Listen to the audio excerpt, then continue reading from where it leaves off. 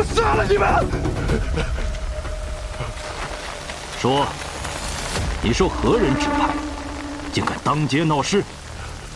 我是兵，老子是兵。兵，那就对了。誉王李科起兵犯上，刚被绞杀，此人定是李科的逃匿残兵，将叛贼拿下。是。为兵者，须听令。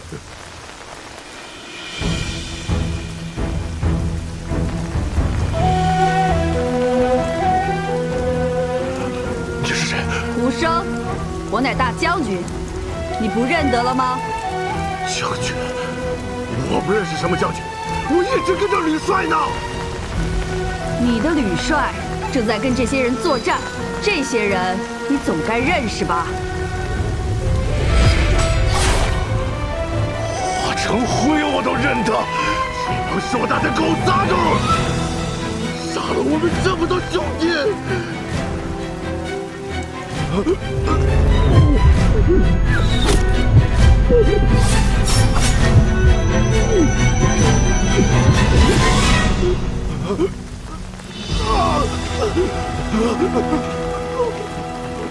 他癔症发作，衍生幻想，但从他言语可以得知，他曾在武将军麾下抵御硕丹，绝非李克叛党。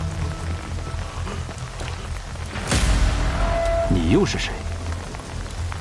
民女新衣叶平安，专医心之隐疾。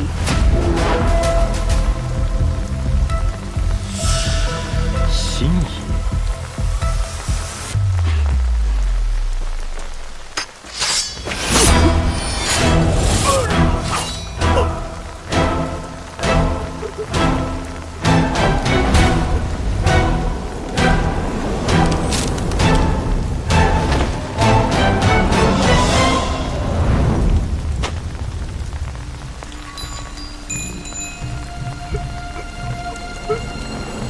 李科叛党已伏诛，回去给你们每人记过。是。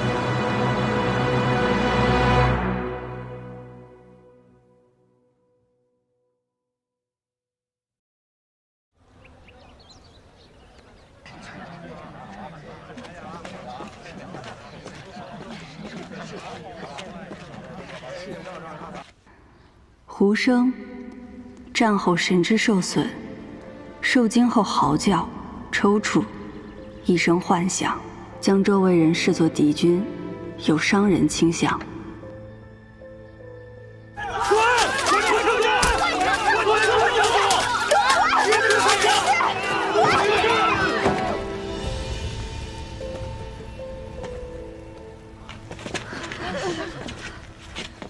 今日大街上盲沟人突然发狂，肯定是被你下了咒。人有生老病死，天有不测风云。按你这么说，是不是走路摔个跟头都要赖我头上？你去！我就问你一句话，你到底搬不搬走？你要是不搬，我就烧了你这医馆！烧了他！这医馆！你不妨试试。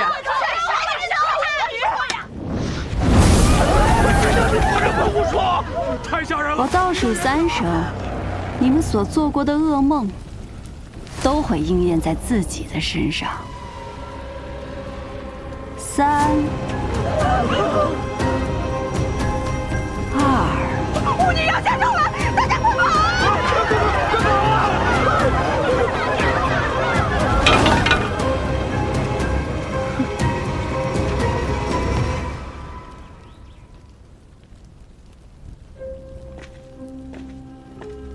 早就听说圣都有个巫女能窥梦医人，跟她闲聊几句，病就能治好。医者本就源于巫师，不过像他这种人，用巫术这种伎俩骗百姓的救命钱，哪天就是被烧死了，那也是活该。龙门赛取云跃龙门之意。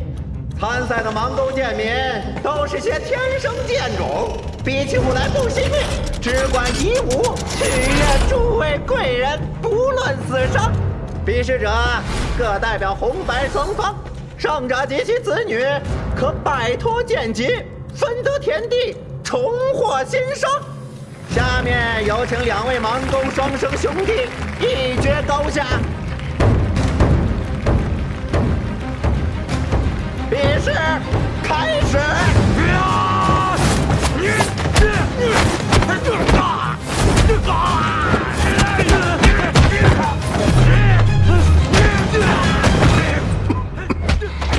正宫面色不佳，可是那夜不能寐的怪病还没医好。无妨，坊间都在议论，官拜右相的傅生君做了个梦就被赐死，实在亘古未有啊。只因做梦，他梦见的可是叛贼李克登上圣上上朝的战鹿殿。此时做这种梦，是狂中狂，忌中忌。哦，下官明白了，这圣上此举，意在杀鸡儆猴。多谢杜公体贴。圣上下令筹措的库储军饷，征收的如何了？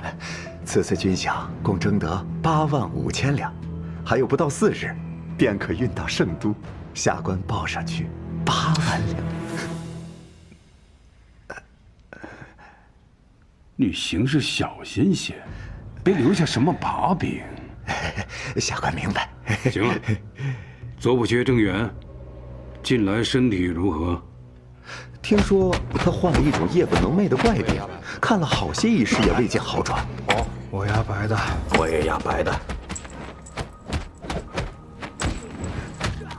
眼下最紧要的还是军饷的事。户部已经将账目上报给朝廷了，度量差人唤我过去。是到了该摊牌的时候了。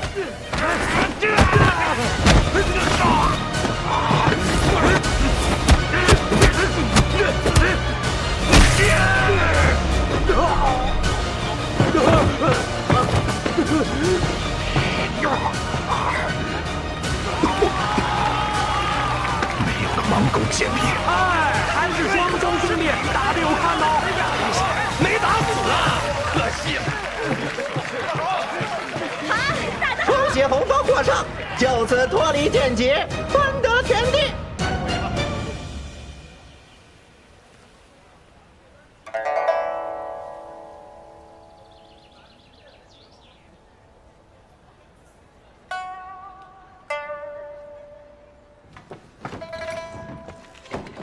叶新一，我是郑补阙府上的侍女。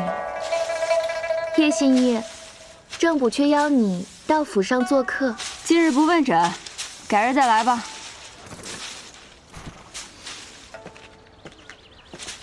叶新一，郑补阙邀你到府上做客。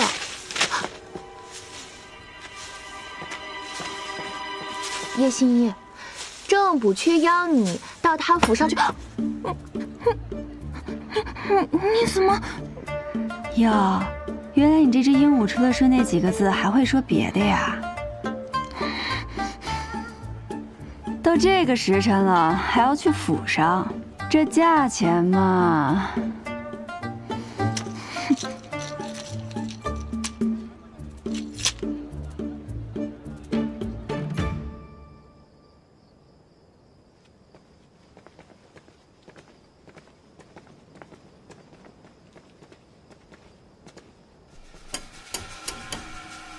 进来。郎主，叶信一到了。你要的酒已经备好。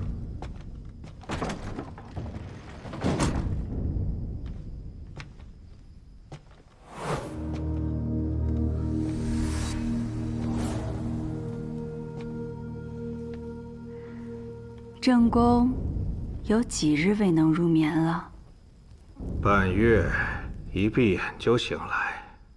为此，我寻遍圣都名医，却都无人能治。听闻你的医术非常特别，如能将我治好，必有重赏。替我把脉吧。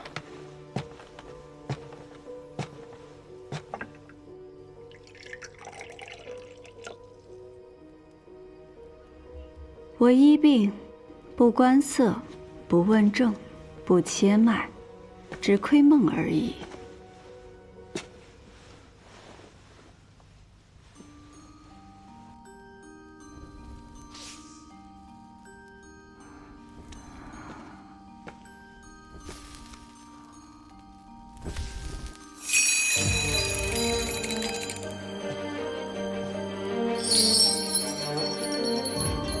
你看着我手中的铃铛，每听到一声响，心中便默念一个空字。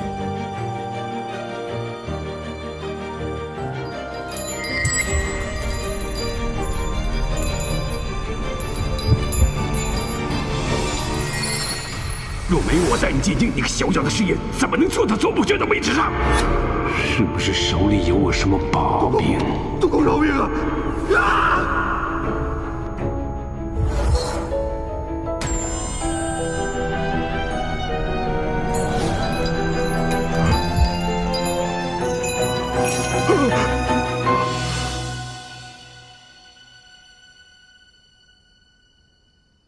叶心怡，你的医术果然见效，只是你说你能窥梦，不知能否看到我的梦啊？是能看到一些，那梦中有可怖的人影，症结在于恐惧。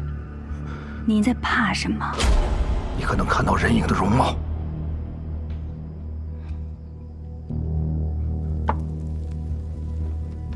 看不清楚，只知道是名女子。若是你能告诉我跟她相关的事情，或许对于你的病症，快说，你还能看到什么？还能看到一张信纸。信纸写了什么？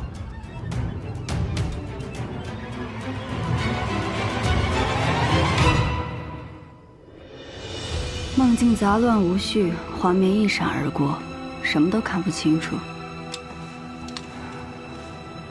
正宫的病还需久医，现在天色已晚，马上就要宵禁了，偏安改日再来给正宫诊治。罢了，今夜之事，不要让其他人知晓。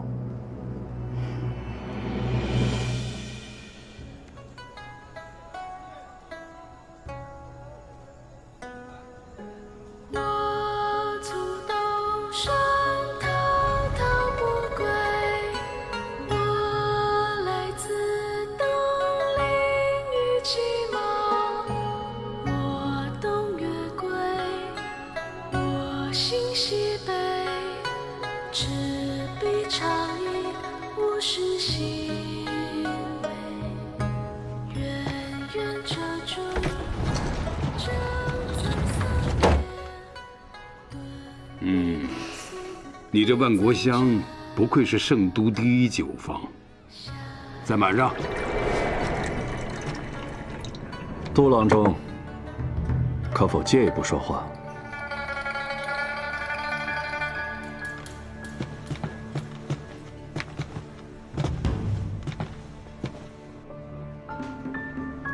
我想跟都郎中做笔交易。交易？都郎中祖上是高官，恩印入仕，做了个县尉，后经提携入了圣都，一路高升至户部郎中。他齐君山有幸拜你做了他的义父，可他赌坊的收入，却只愿分你2成，这岂不可惜？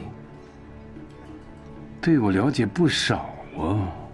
我要是能拿到一台赌坊，我愿意给你4成，并且将收入的账目一并奉上。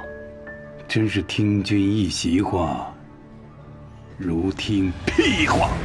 前户部郎中梁俊之出身寒门，妄想与琅琊王氏相争，现在骨灰埋在哪儿无人知道。他出身寒门，你连寒门都不是。芒沟的臭水熏昏了你的头，以为在战场上拿了几个人头就能在这不见刀光的争场上谈生意？你喝完这杯酒，马上从我的眼前消失。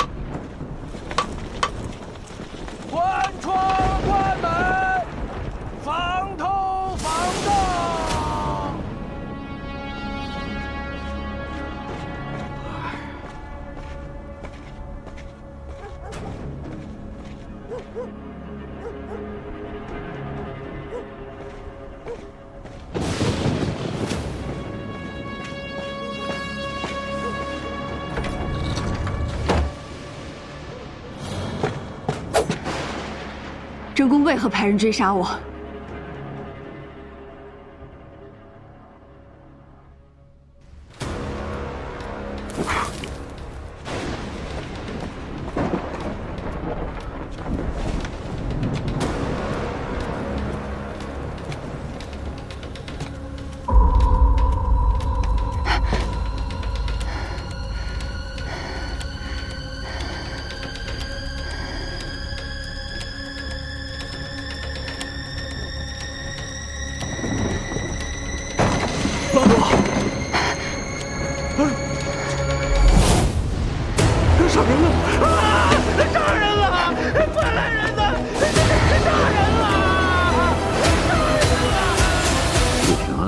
这名字有些耳熟，就是那个巫女。你对此案有何看法？但说无妨。昨夜郑补缺秘密请叶平安去府上看病，害症时，管家听见报更后，去看郑公是否歇下，正撞见叶平安持刀行凶。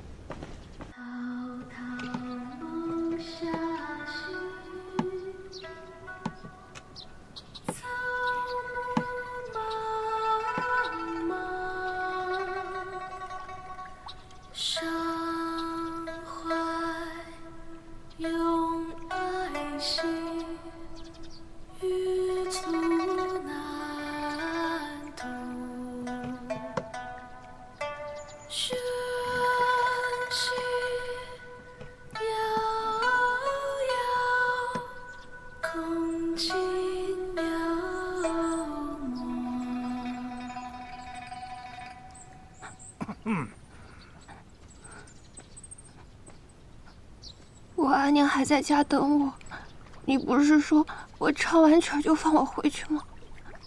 哎呦，你瞧这小磊叔，我见犹怜，干嘛要走啊？这多煞风景啊！你就让我走吧，我肯定什么都不会说，什么都不会做的。哦，那你走吧。谢谢观音，谢谢。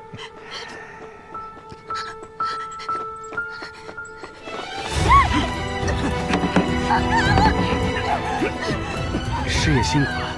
杜县尉说，这个小丫头就给您慢慢享用。正宫清风俊杰，忠义双全，呼呼还在。变白衣为黑，是刀伤以为霞。凤凰在怒兮，居无山无。同绕于世兮，一概而相量。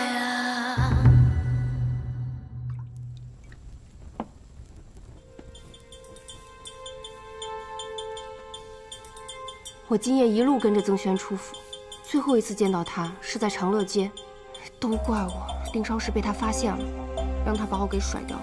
别急，长乐街以西是李仆射府邸，他怕杜良，不可能去。以南虽是梅相府邸，但他官职低微，很难见到梅相。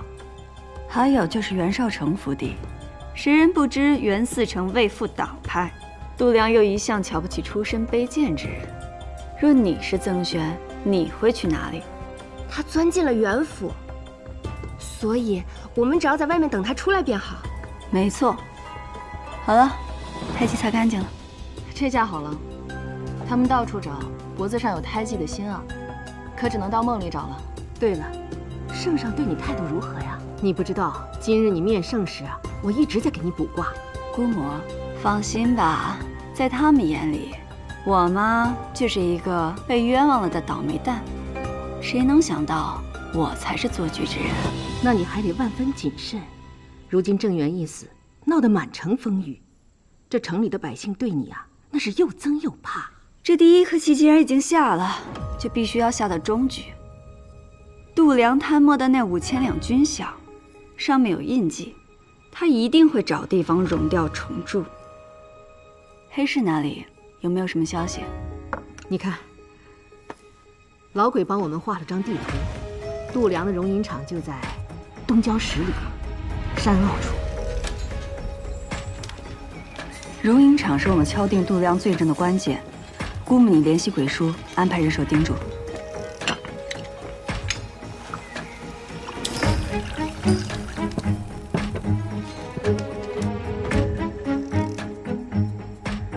现在什么时辰了？还有3刻，小姐。我余下的时间不多了。丹曦，你身上还有更重要的事，必须赶在宵禁前出城。山林里的机关虽然都已经布好了，但是毕竟要做这么大的事，要不要我陪着丹曦一起去？不用，你今晚就负责在袁府外盯梢，看到曾轩出来，立即告诉我。好。对了，袁绍成这个人危险吗？此人心术不正，身上有股邪乎劲儿。邪乎？再邪乎，还邪乎得过你？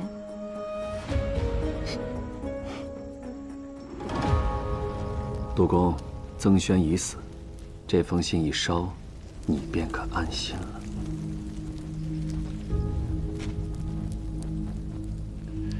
有劳袁嗣成替我解决了这个麻烦。之前我对你说的那些话，你没有放在心上吧？下了朝，你我都是生意人，生意人心中自然只有生意。袁嗣成当真爽快，但你所图的，他不止这一间赌坊吧？杜郎中在乎赌坊，肯定也不会是因为齐君山给你的那点分成吧？你在户部身居要职，只要有人想求你办事，便去那赌坊输上一笔银子即可。慎言，那可不是我的赌坊。你还有何所求？一并提出。独木难成林，杜郎中背靠李氏，还望杜郎中日后多多提携。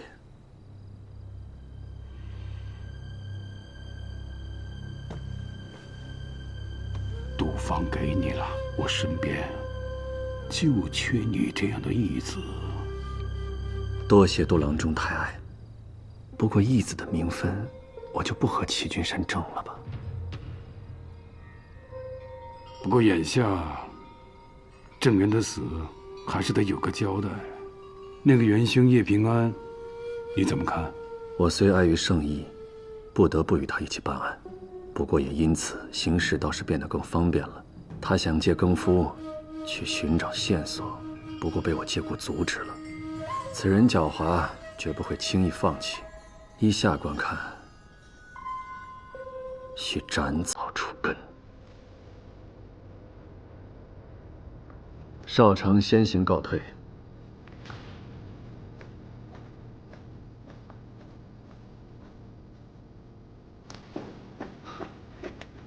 郎主，说，我亲眼所见，袁绍成杀了曾轩。至于叶平安，他今晚进了屋，便没再出来。盯紧他，一丝喘息机会也别给他留。是。郎主，郑源将巫医叶平安接到了府上看病，我们何不让他当替罪羊？你在他走后便动手，其他的交给我。是。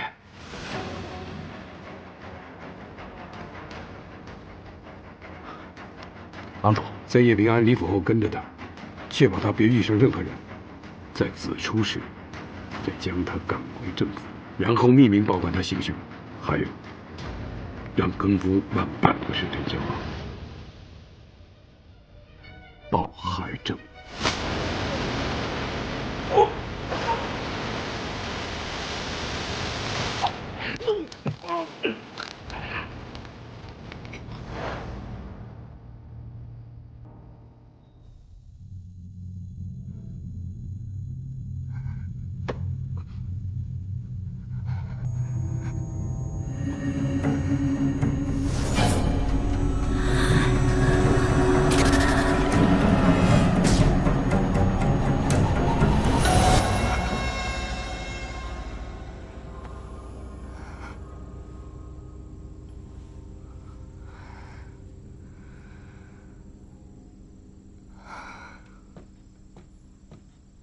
又做噩梦了吧？凝神香用了这么多年，竟也治不好你做噩梦的毛病。又快没了，我得赶紧给你调些新的。我这致幻药粉面生是用完了，姑母改日出城，再采些草药回来吧。平安，你知不知道为何我放着无香平静的日子不过，却放任你带着担心做这么危险的事呢？因为姑母了解我。错，不是了解，是因为那些日子虽然安稳，可我却未曾见你真心的笑过。所以我想，也许只有你真正解开心结，才能自在。计划刚开始，自然思虑的多些，往后都会好起来的。姑母这么担心我啊？可你年轻的时候痴迷巫术，不愿意学医，还自处踪籍，这胆子可不比平安小。所以只有姑母才会支持我这大不韪之举。平安，记住了，圣上那关你必须得过，只有这样，你才能将大不韪变成大可为。遵命。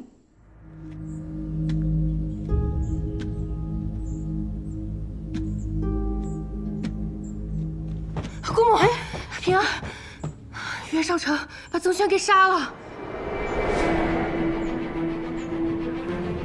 我整晚都在袁府外蹲守，未曾见到曾轩离开，直到偷听到袁绍成跟人说曾轩的尸首处理了吗？大哥办事你还不放心吗？保管处理得干干净净。辛苦大哥。这才知道曾轩已经遇害。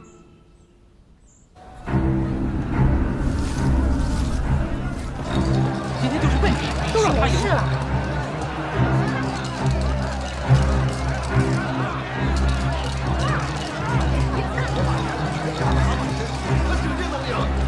老大，刚收到独郎中密令，让咱们拖住叶平安。义父，都安排好了。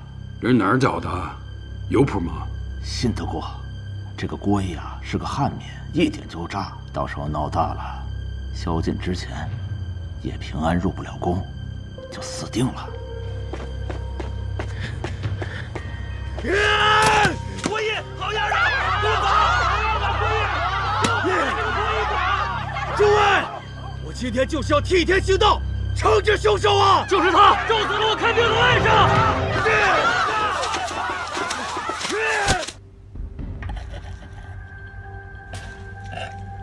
还有一件事，军饷马上运抵圣都了，你速派人去容银厂把剩余的银两尽快融好，转移回来。我办事，您放心。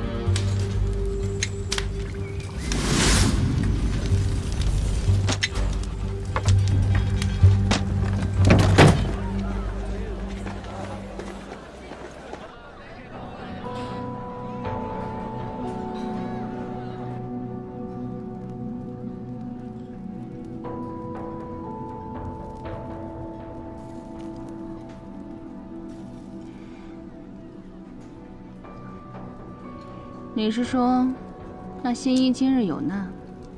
那羊掉进了狼群，还能有好吗？你不是还有事吗？该走了。还有比陪你更重要的事儿吗？天热的我心烦，没心情。那改天，随时。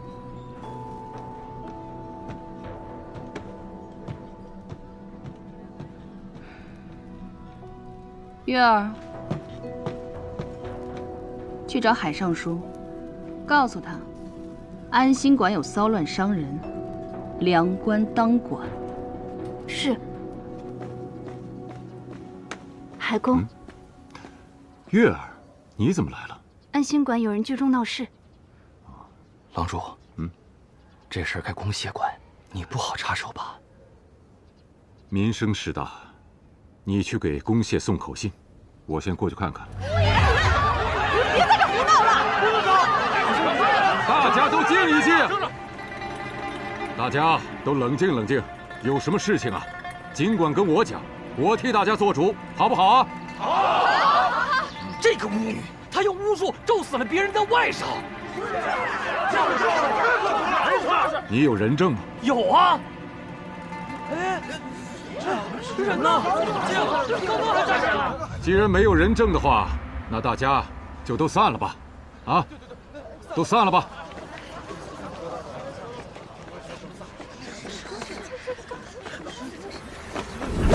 别动！躲开！躲远点！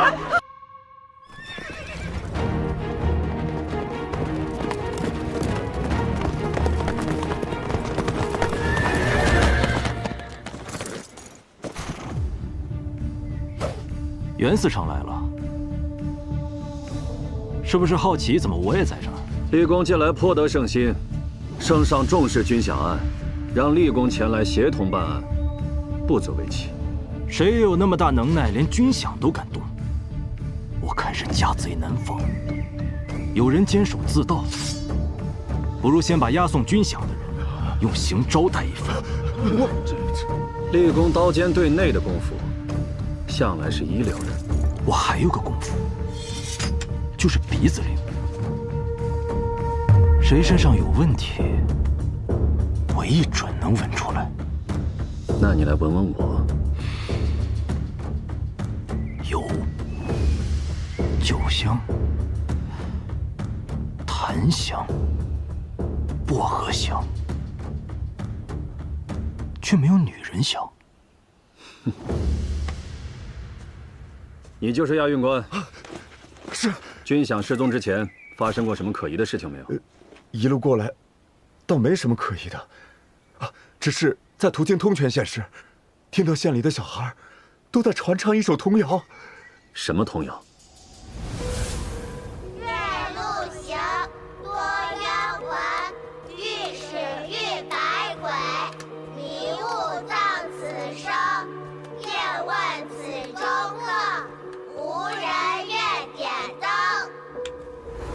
通泉县，这个地方听起来有点耳熟啊。通泉县，此地离圣都并不算远。10几年前，就是在此地发生了惨绝人寰的御史案，主犯正是当年的监察御史于乾。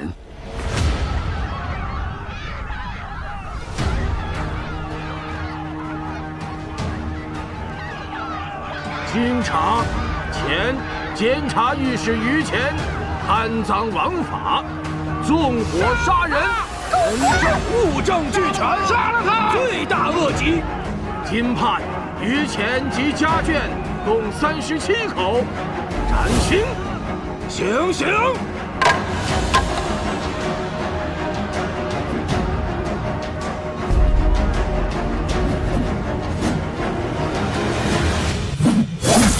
那个于乾可谓是臭名远扬啊！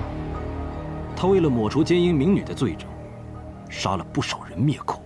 我们也从童谣想到了御史案，就找当地人来问，他们都说，那于乾被满门抄斩后就成了恶鬼，去世被他烧死的女子冤魂，飘荡在山间害人。巧了，君想途经此处，此处便闹鬼。依我看，怕是有人想借御史案来故弄玄虚。这军饷消失跟鬼怪之说又有什么关系？我们亥时行至此地，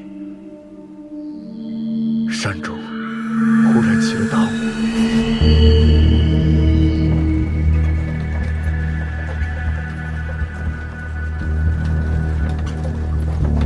速度快点！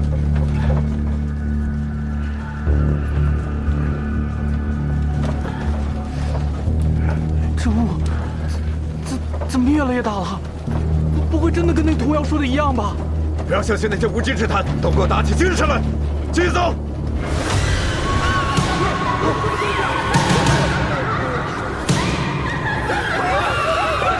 把火把举起来！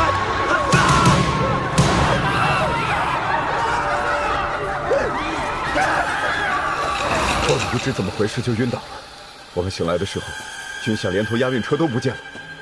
这还真是鬼啊！再提鬼字，我割了你的舌头！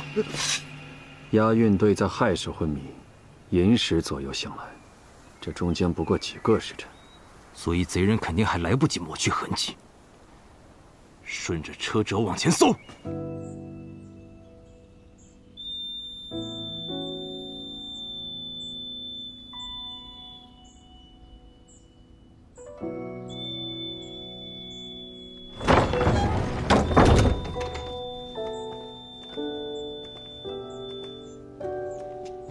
平安，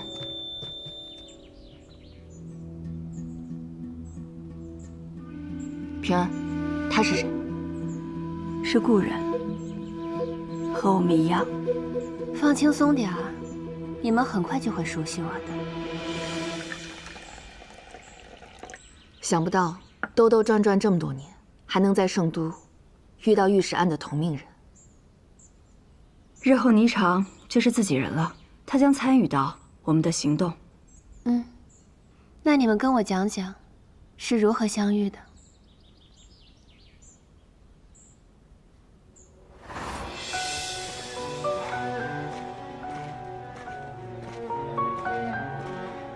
你不过是听人说在吴乡见过那蝴蝶吊坠，我们就巴巴的跑过来，万一她是湖州的呢？一丝希望都不能放过。那女孩若活着，我们兴许能从她身上找到证据。太白县女主唱，这大街小巷都传遍了，好些人都说了，太白星啊，跟那位太后太后。彩莲，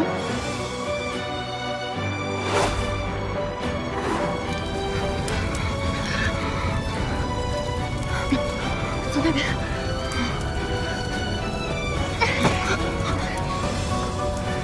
快走！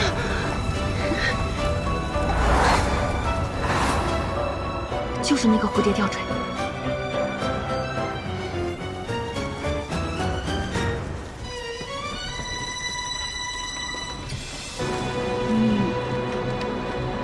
认得这块玉，你与我们可以算作故人，御史案的故人。我们相遇之后，决定要在圣都等待时机，直到圣上登基，圣上决心革除贪妒，我们觉得机会终于来了。只有借助更大的力量，才能让度量和郑渊这些恶人受到真正的惩处。至于后来发生的事情，你都猜到了。军饷失踪也是我们计划中的一环。度量本就贪污了部分军饷，正好引风吹火，让火烧到他身上。那你再讲讲，是如何将军饷从押运堆里偷出来的？官道离上一个驿站太远，若想今日将所有军饷送到圣都，押运队昨夜就得赶路。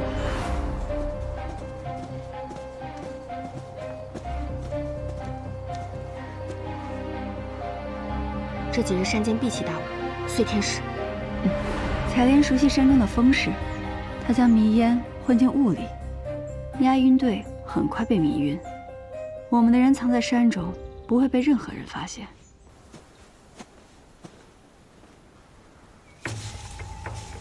这就是诡异。下三滥的招，点了迷烟混在雾里，这群蠢货还大喊大叫，越是激动，吸入的迷烟就越多。倘若没有童谣，让他们掀乱了心智，他们也不会自乱阵脚。我倒是觉得此招甚妙。还等什么？搜山，任何可疑的地方都不要放过。是。慢着，此处的压痕也不对劲，押运车上满载着军饷，为何这压痕如此之浅？也许他们是分批转走。我只是不想让立功扑一场空。不在山里，还能在哪儿？这么短的时间，如果是我，不运进山里，倒是还有一个更简单的办法。试一试，咱们还往山上追吗？他说的不是没有道理。万一他是对的，这份大功不能被他独抢。跟上，看看他想干什么。是。你们没有把军饷运进山？山路的压痕难以掩盖，带着那么重的军饷也跑不远。况且，来查案的人里，有一个十分棘手。谁？袁绍成。军饷失踪，大理寺一定会介入此案。邙沟，圣都最贫困的地方，许多没入贱籍的人没有了主家，又遭人轻视，就聚集在了这里。他们的子孙后代也都是贱民。袁绍成是他们当中唯一一个脱了贱籍以后，成功当上了官的。这个袁绍成可真不简单。哦，对了，我听齐君山的手下说，齐君山突然将义泰赌坊分给了袁绍成。看来袁绍成攀附上度量之后，收获不小啊。齐君山手中的饼被袁绍成啃了一口，怕是不会甘心啊。你跟袁绍成交过手，你觉得他这个人到底怎么样？心够狠，城府够深，他的手腕非常人所能及。他才是我们在军饷案中最大的劲敌。所以我们听平安的将军饷藏进了河道，那他会不会也想到了这一点？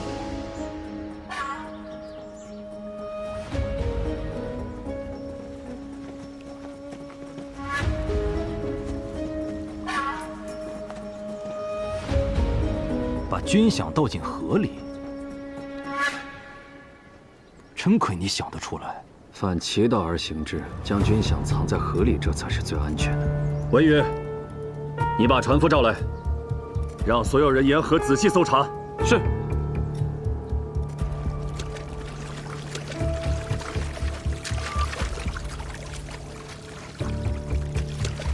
往仔细点儿，这边还有这边。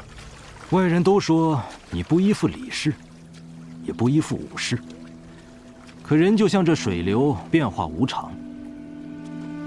我很好奇，你如今是姓李，还是姓武啊？侍御史变了吗？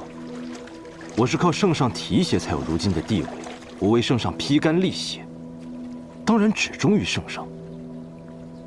堂堂副相都因你而死于狱中。你在士族眼中，就是一条令人瑟瑟发抖的豺狼。袁嗣成是聪明人，那你觉得，在圣上心中，更看重什么？试一试。河道里好像有东西，快！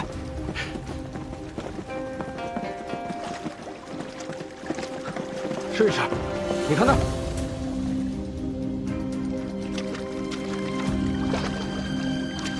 你们赶快下去帮忙，随袁4城的人一起下去打捞，发现军饷有重赏。是。跟我走。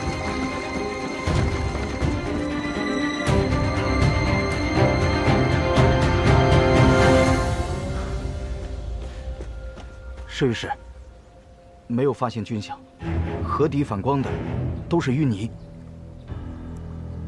船夫，这河里的淤泥为何会反光？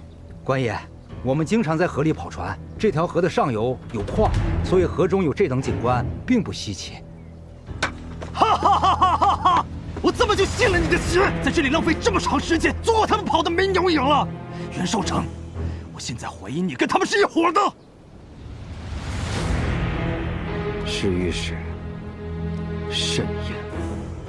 儒学巡洋也不过如此，案子袁4城还是站远点，当心水湿了你的鞋。所有人给我进山，别在这里浪费时间。是。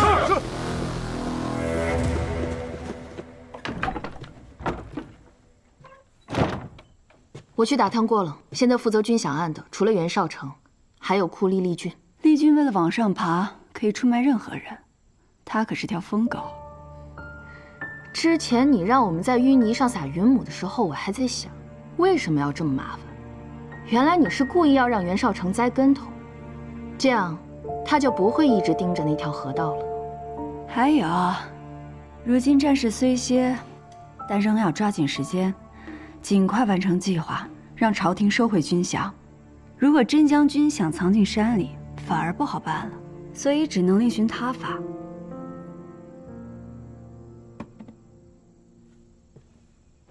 丹仙，你会不会觉得我让霓裳这种我们还不熟悉的人参与计划不够慎重？一开始我确实这么想，不过我跟你不也是从不熟悉到亲如家人吗？这些年我们3人历经风雨，但谁也没想过放弃。平安，你放心，做事若瞻前顾后，不能杀伐决断，事难成。你以身入局，甘冒生死之险，我陆丹心愿做你手中最好用的刀。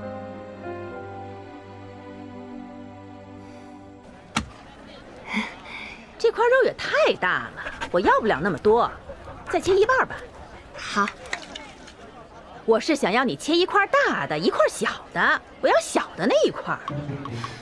好。哎，这块小是小了，但部位又没那块好啊。切这儿，这看着挺好，这块吧。哎呦，哎，你这什么态度啊？你还做不做生意啊？老板，这块肉我要了。他要了。包好了，送过去。好嘞。黑子，看他啊！还是你这个瘟神好使啊，什么凡人精都能被你吓跑。东江那边怎么样了？今夜要起大雾，是把军饷转移出来的最佳时机。但是河道那边目前还是有人在守着。谁的人？袁绍成。厉军入山搜查了，但不知道为什么袁绍成却没去。行，我来想办法。嗯，拿着，走了。干什么？别碰我黑仔！采莲姑娘，给我来1斤肉。好啊，70文。涨那么多？这盐价都飞涨了，我这猪肉还不能涨？你买不买？不买别挡着我做生意。买。这块够吗？行。今天谁惹上你了？火气这么大？你别管。喏。谢了。采猪姑娘。什么猪？呸！哪天我非毒死你跟袁守成！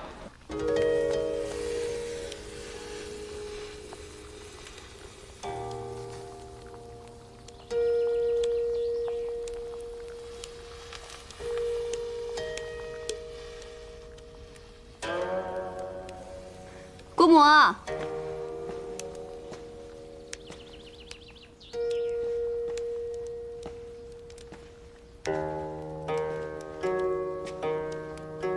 你是？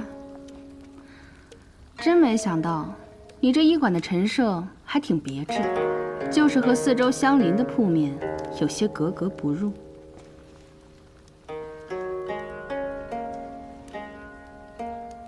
久闻叶心医医术过人，我今日来就是想让你替我也瞧瞧。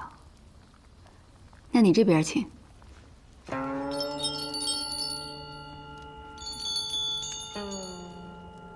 你有何症状？没有症状。没有症状，为何求医？你的名号如今在圣都之内无人不晓，我就是好奇，你究竟有什么非同寻常的手段？我懂了，这就给你备药。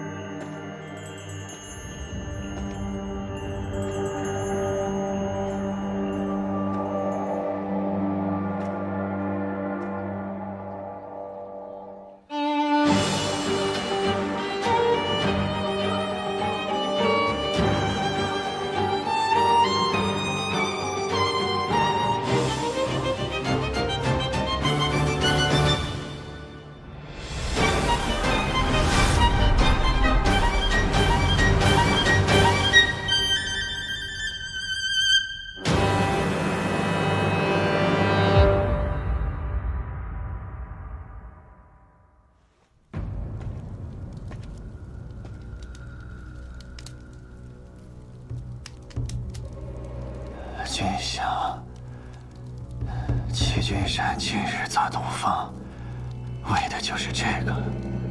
其他的在哪儿？说出来，少受点苦。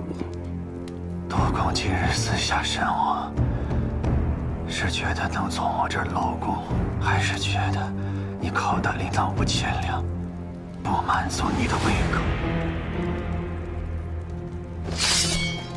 我若真有军饷，为什么要将其中一地藏于毒坊，等着人来搜？有军印的军饷，本就无法在市面上使用，我为什么不扔掉它？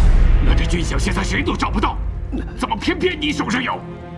你想说被人栽赃，人家为什么要栽赃你？杜公先别急，你仔细想想。他们栽赃于我，正说明他们怕我，因为他们知道，如今只有我才能找到军饷，所以才挑拨我们的关系。你有线索？杜公叫我留在此多待一会儿，恐怕什么线索都没有了。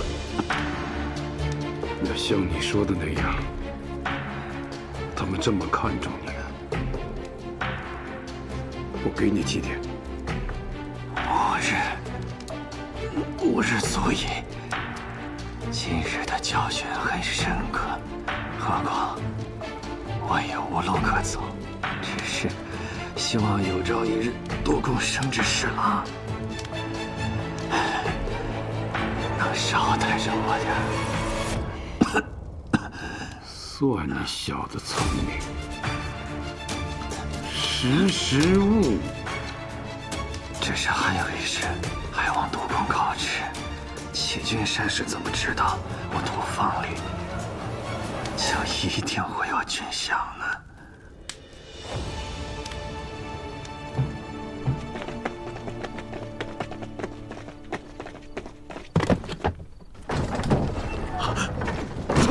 司长，上城！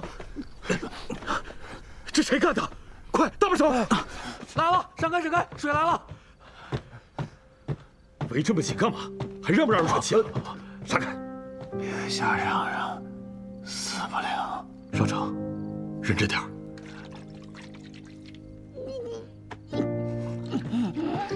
贺生，我来看看他的伤口。大伙儿先出去吧。少成没事儿，快去吧，走吧。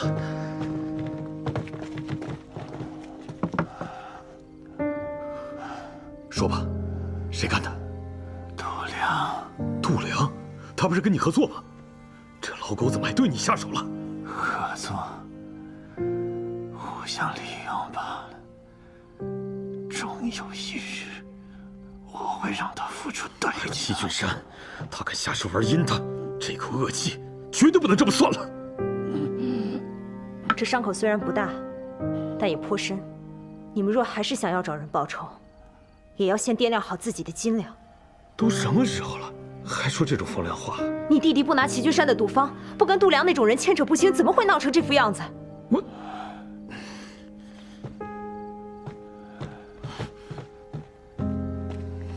别理他。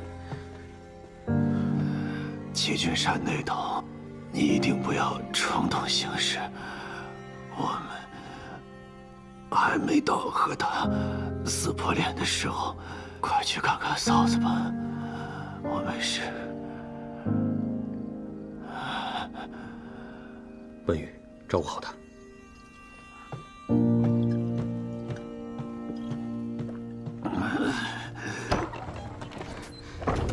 不好，我在袁府外看到袁绍成被放回去了。怎么会这么快啊？也许是他跟杜良又达成了什么新的交易。鬼叔他们已经出城了吗？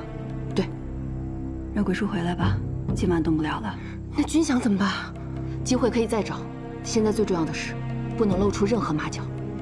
袁绍成这个人睚眦必报，我得想想该如何应对。大家最近都小心点。嗯。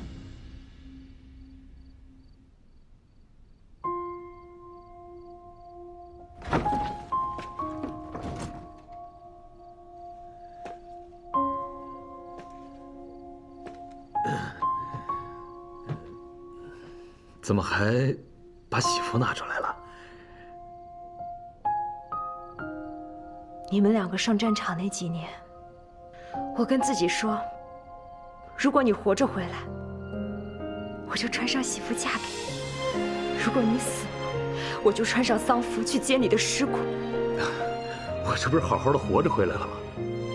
是，你是回来了。回来以后你也变了。你弟弟变得更多，他以前常说要让芒沟人过上更好的生活，可现在却以贪官为伍，一心想变成权臣。我是他大哥，必须要护着他。我们兄弟间不分你我。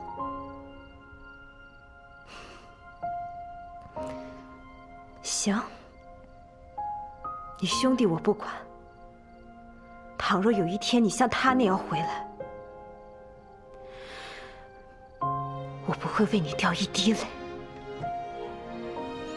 白生，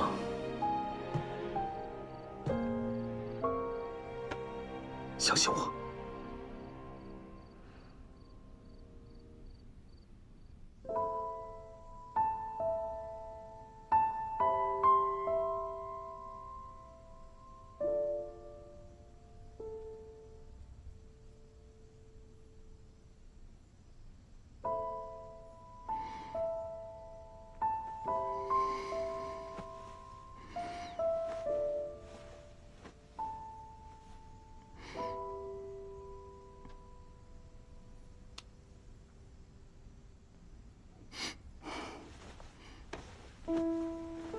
就知道你还没睡着。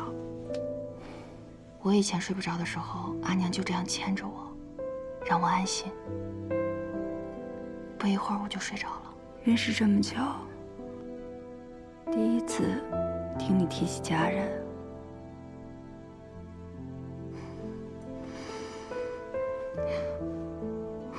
我阿娘年轻的时候，从南闯北，有了我，才安顿下来。我印象里好像从来没见过阿爹，但是阿娘对我很好，她总说，人一定得明事理，所以他攒了一筐自己都舍不得吃的鸡蛋，去给我换了人家的旧书，我才能读书认字。那时候的生活很简单，但是也很开心。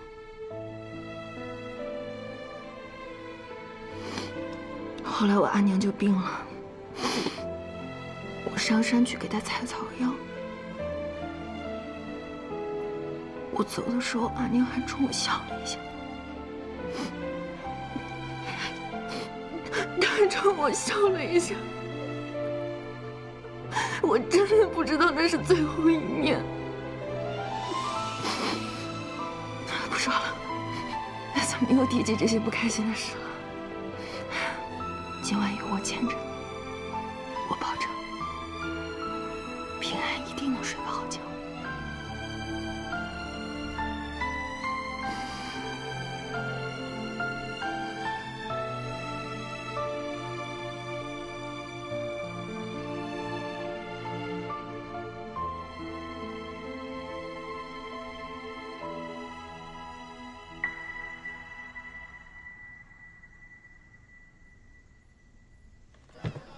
我没事，你放心，我还能喝2杯。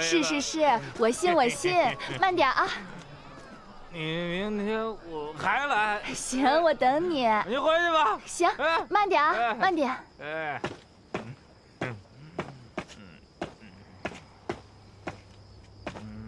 你叫阿荣？啊！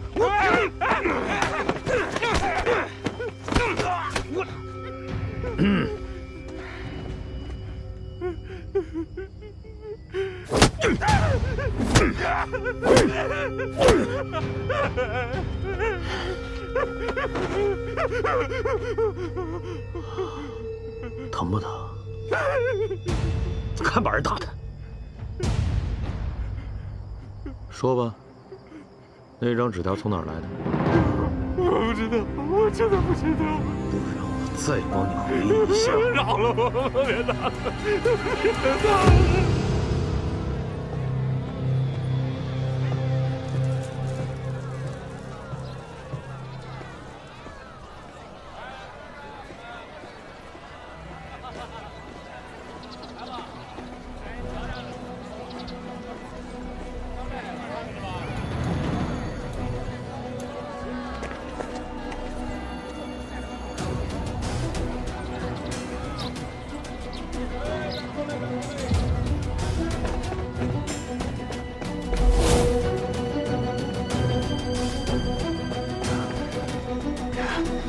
人呢？走，进来。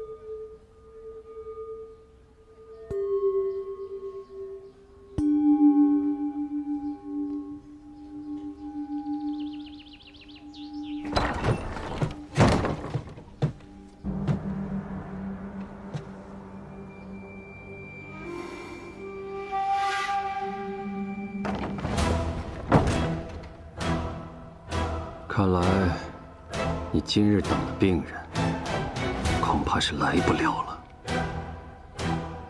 本医馆不治跌打损伤。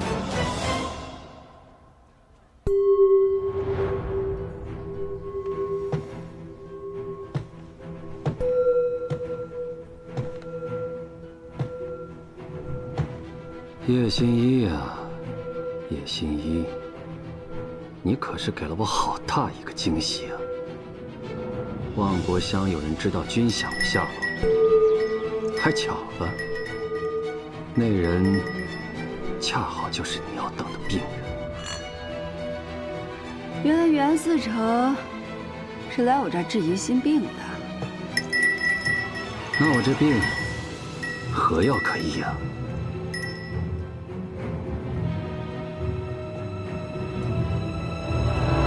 少得罪人。你让我少得罪人，那郑源和杜良，谁又得罪过你呀？郑源啊，身上已有定论。杜良，没见过。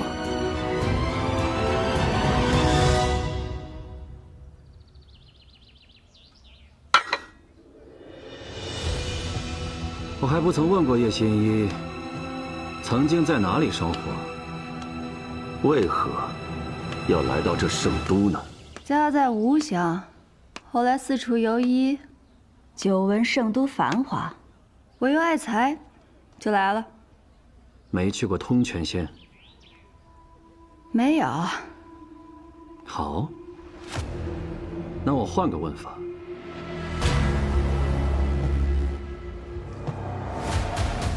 你听没听说过这10多年前的御史案？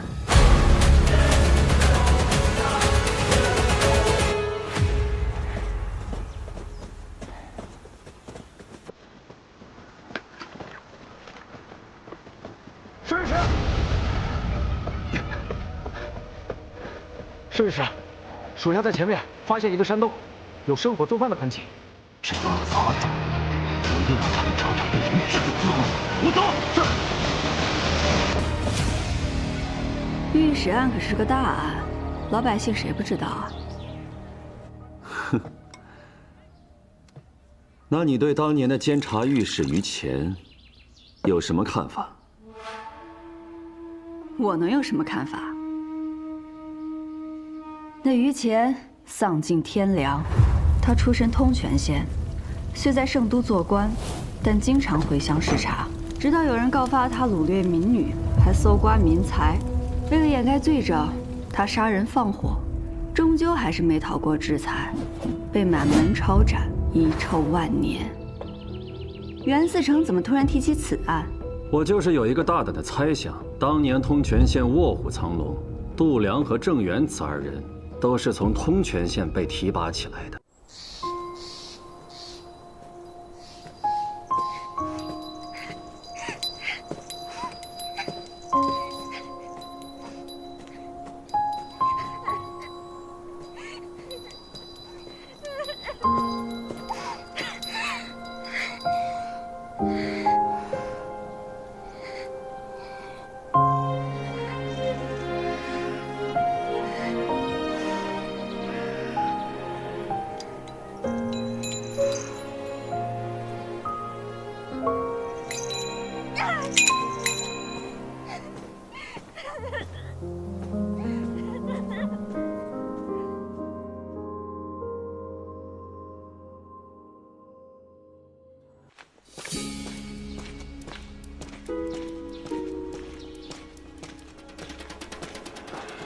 您是有事来求海上叔帮忙的吧？今日毕府，您改日再来。武舍人让我来讨要些珍珠粉。好，我这就去禀报。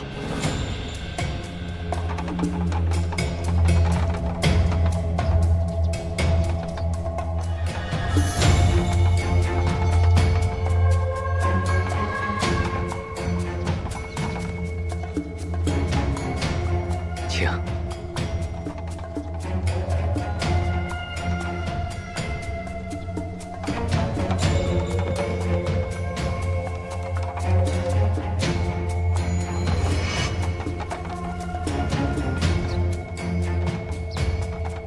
叶心怡，请。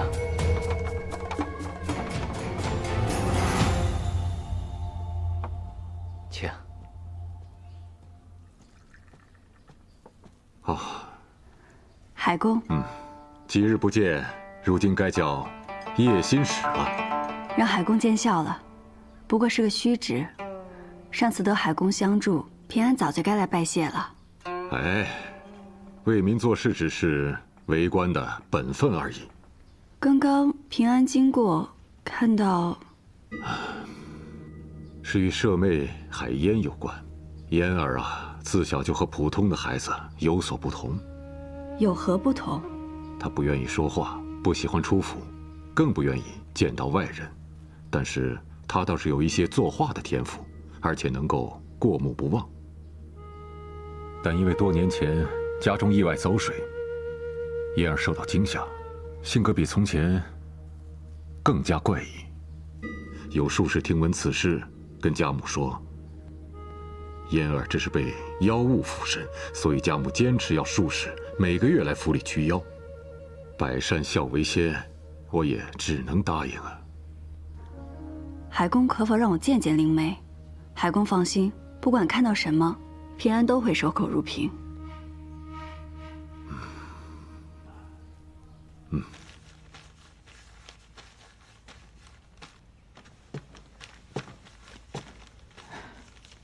义父，您猜的没错，叶平安去了海府，跟梅党确有交集。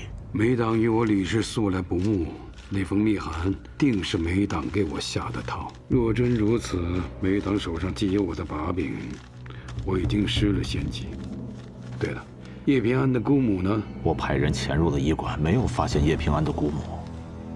他一个下九流，还能往哪儿躲啊？蛇打七寸。抓住了叶平安的姑母，我就捏住了他的命门，说不定我能趁机找到反制梅党的机会。唉，我这最后一笔可惜了。义父，这一笔啊，有如猛虎回头，堪比欧阳询在世啊！一个字，绝。那就按照欧阳询的字价卖吧。谁买了我的墨宝，我就举荐他去仓部主事手下做事。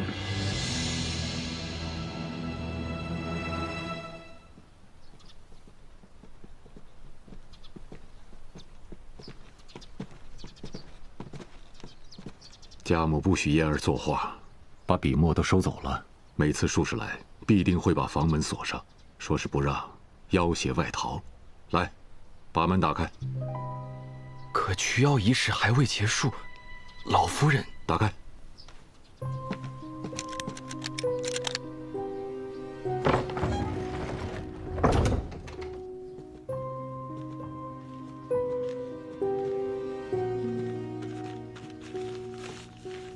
哎呀，家母收走了他的笔墨，没想到他自己还藏了这么多炭。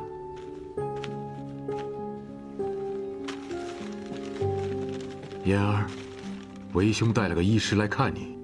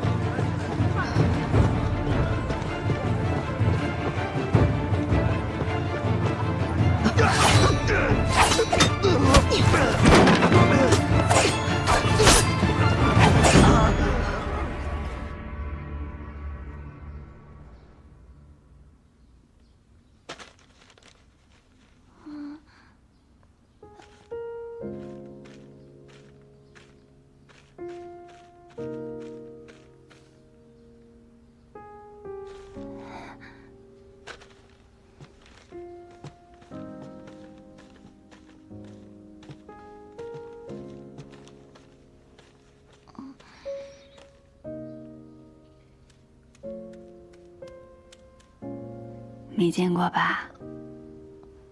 是不是比黑色好看多了？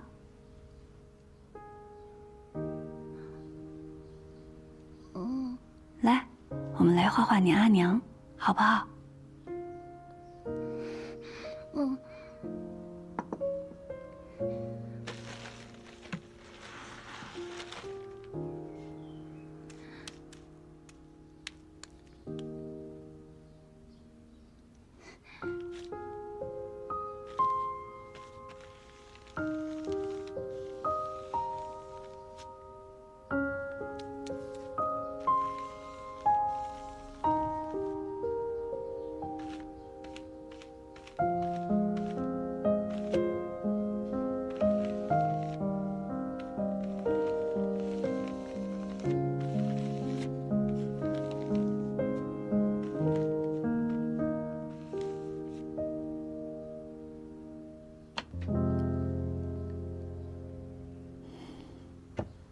这些是你阿娘给你的。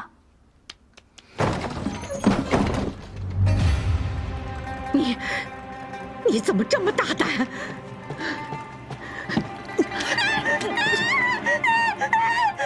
老夫人过去，你怎么就不拦着点呢？取药仪式结束了，老夫人非要去看看，实在不敢拦呐。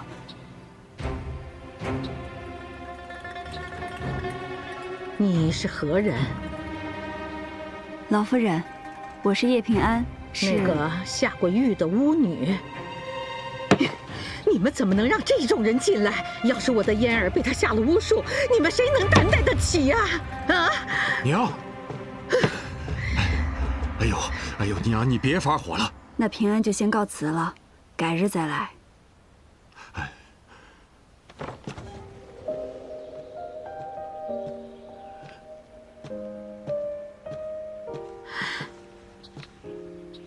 嫣儿。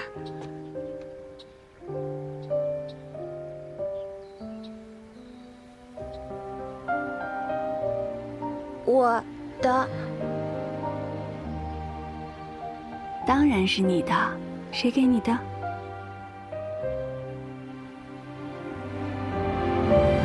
娘给的。嫣儿，我的好孩子，你终于开口了，嫣儿。你是用了什么办法？其实对于海燕来说，他并不能明白我们话中的深意，所以平日里你与他说话越简单越好。而且，他喜欢作画，你可以顺着他的喜好，用画与他拉近距离。哦，原来是这样啊！老身方才呀，误解了叶心一，差点误了小女的大事啊！哎呀，赶紧的，去我房内把我那朱匣拿来。不用，老夫人，这是医者本分。而且我今日是有一事，请海公相助。叶心怡有什么尽管说，我海一平必当相助。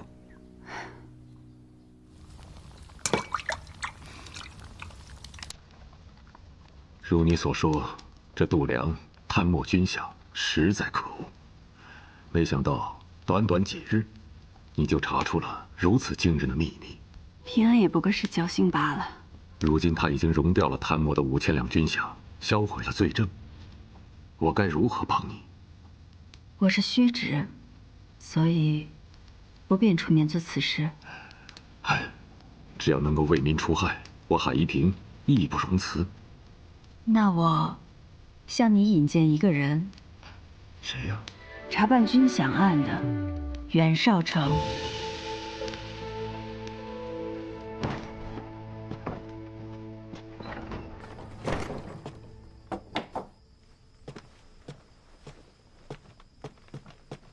平安，姑母姑母在鬼市被抓了。谁动的手？度量。我去找鬼叔帮忙。度量绑走姑母，应当是为了要挟我，他会主动找上门的。掌仙使在吗？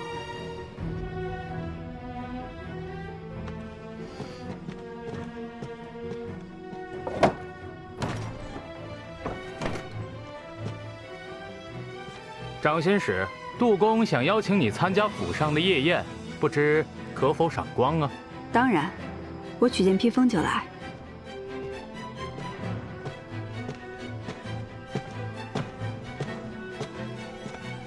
去找袁绍成。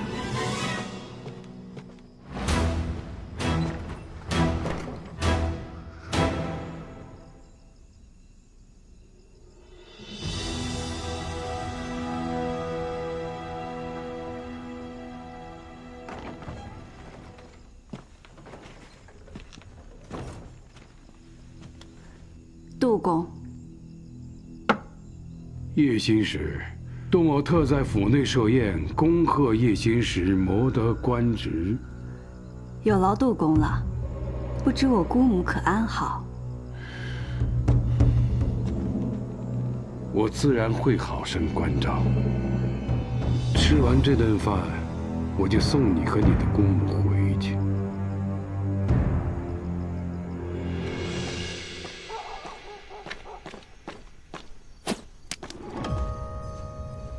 你们4成呢？他出门了。度量派人绑了平安的姑母，平安已经去他府上了。我马上去转告4成。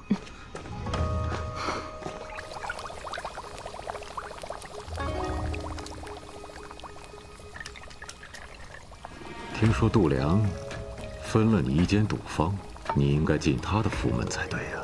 海公的消息还真是灵通啊！只是我若不假意投靠度量，又怎能有机会坐在你的面前呢？良臣不识二主，你既能背叛度量，我如何信得过你？可良臣也不该愚忠。度量给了我赌坊，又砸了我赌坊，我知道，交情向来靠不住，靠得住的只有利益。利益？哼，这天下是圣上的，也是百姓的。你跟我说利，你可知这利从何处来？利从民处来，也该往民处去。正因我深知这一点，所以才来拜海公门第。你为官20多年，一直都不忘为百姓做事。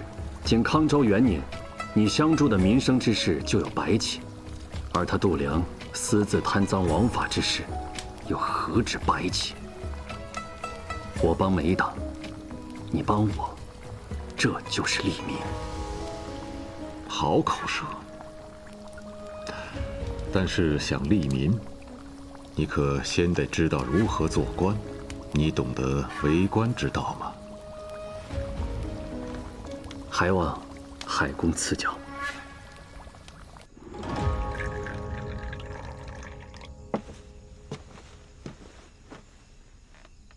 杜公有话不妨直说。叶心使原本惹上了官司，可很快就出狱，面圣封官。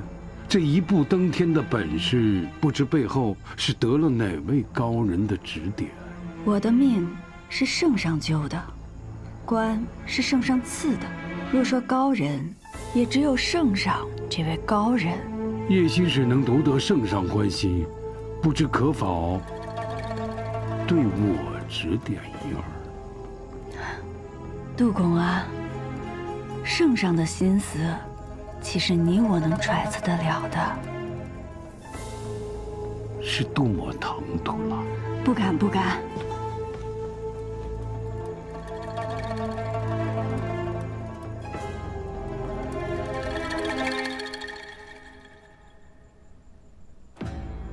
我问你，在画上看见了什么？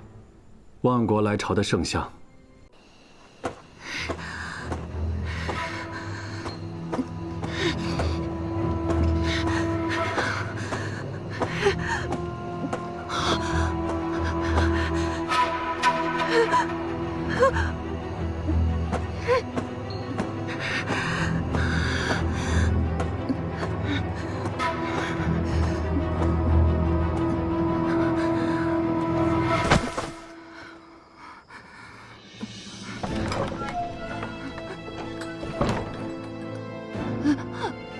真是岂有此理！若不是我回乡监察，真不知道这些畜生还要祸害多少人。你放心，我一定会彻查此案，还你们一个公道。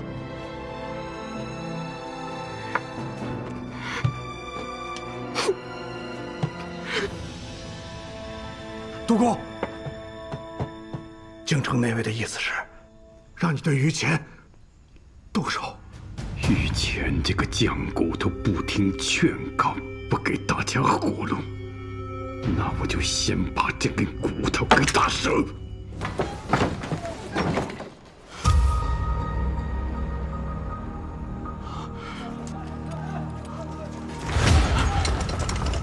你是他的管家？是。说吧。我只认于御史多年来搜刮民财，藏于此宅中，还将我民女以供淫乐。于谦，你身为监察御史，知法犯法，我已上报朝廷，圣上定将治你的罪。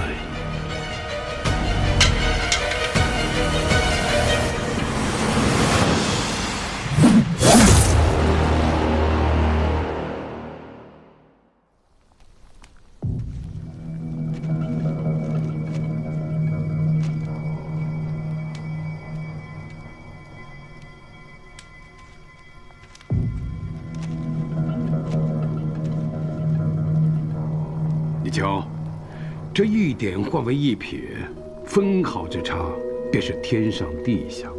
这些年我反复写这2个字，为的就是不让自己沦为后者。杜公的意思，少成明白了。不过此字还不够。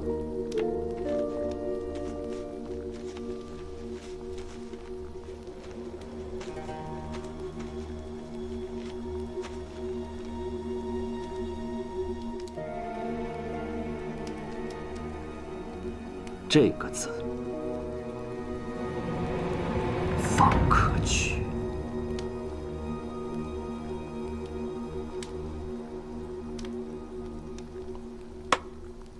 好，说吧，来见我，有什么好消息？自然是有，且不止一件。军饷，我已如约找到了。哪儿找到的？就在官道旁的河道里。我赶在丽军到达之前，就已经将其全部运了出来。最危险的地方最安全。这些贼人倒是狡猾得很。不过，我在来你这里之前，先去了趟吏部尚书海一平，特意将此消息告知了他。你，杜公少安勿躁，请你耐着性子。听我把话讲完。你说，我知道海一平是你的心病。我告诉他，我想投靠武士，这军饷就是我最大的诚意。海一平老谋深算得很呐，并不打算私吞掉所有的军饷，而是准备将这其中的一半上交朝廷，至于另一半，则被他运进了别院，占为己有。这便是我带来的第2个好消息。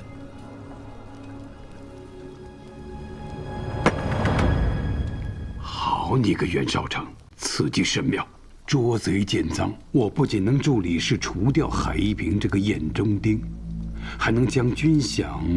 不过，你当真就没动过投靠他的心思？杜公，如今虽然是圣上临朝，但是对于天下人来说，李氏才是正统。时移世易，这天下终有一日要归还于李氏的手中，而我又岂能做那目光短浅之人？那这剩下的军饷，你打算如何处置？这烫手的山芋，一半在海一平手中，另一半则在我的手中。杜公大可放心，危险都由我来担着。我只求有朝一日，杜公得道之时，我能沾沾你的光罢了。那是自然，这份功劳怎么能少得了你呢？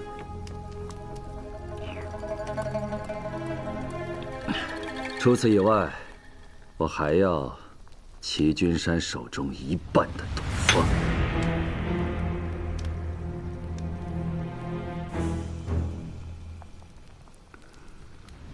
齐君山毕竟是我的义子，我这贸然要他让出这么多，杜公，你又忘了我手上还有那剩下的4万两军饷，我可以将其全部融好，用我的赌方送来你的府上。齐君山那里，我会打好招呼。杜公，多谢了。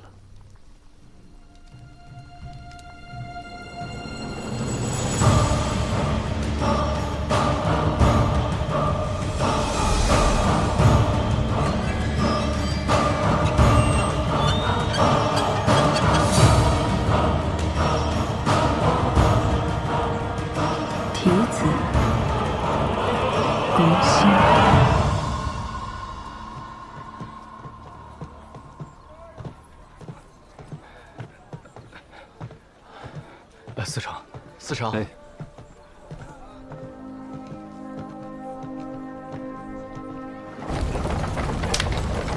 司长，哎，古叔，哎，怎么样了？和生在我这喝了一晚上了，你进去看看吧。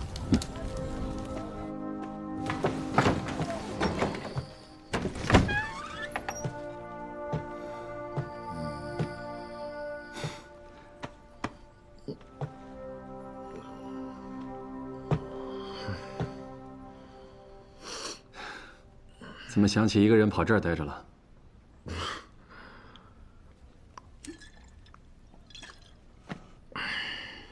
我昨晚梦到阿娘了，她在河边一个人。我跑过去跟她说：“阿娘，你来看我了。”她转过身跟我说：“和生，你是不是又打架了？”她问有没有好好照顾你弟弟。我没回答，我不敢回答。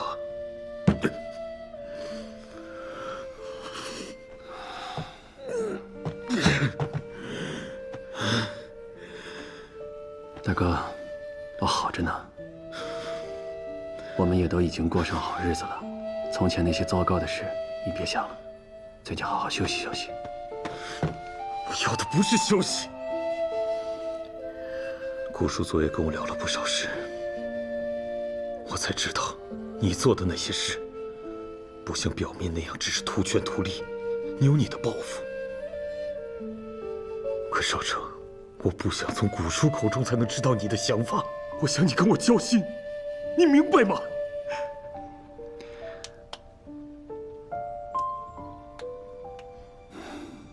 哥，很多事情不是我不跟你讲，而是我害怕将你牵扯其中。可君想这么大的事你都不告诉我，我难道在你那儿一点信任感都没有了吗？难道这个做大哥的保护不了弟弟，还要让你来保护我是吗？啊？那你知道这君享案的背后，我的军师又是谁吗？你还有军师？谁啊？叶平安。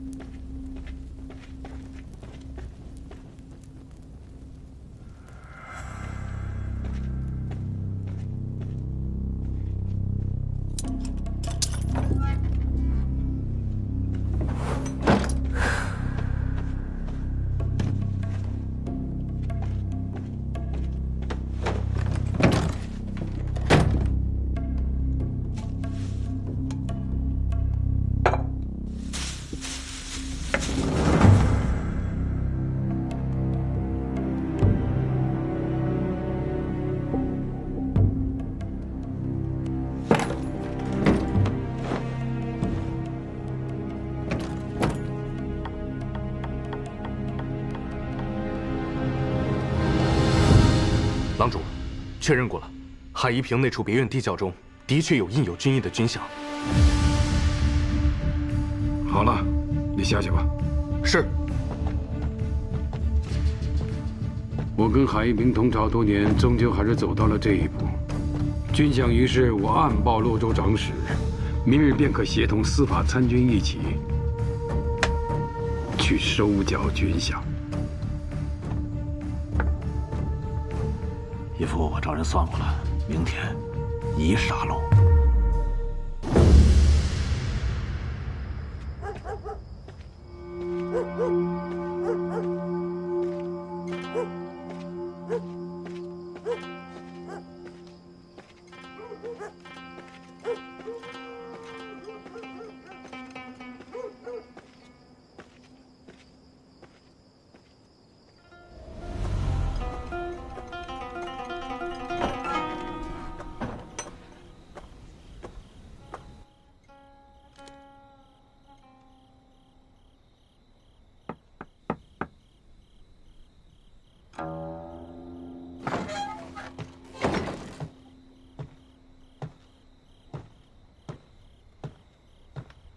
这圣都地价虽贵，可此处已是最便宜的了。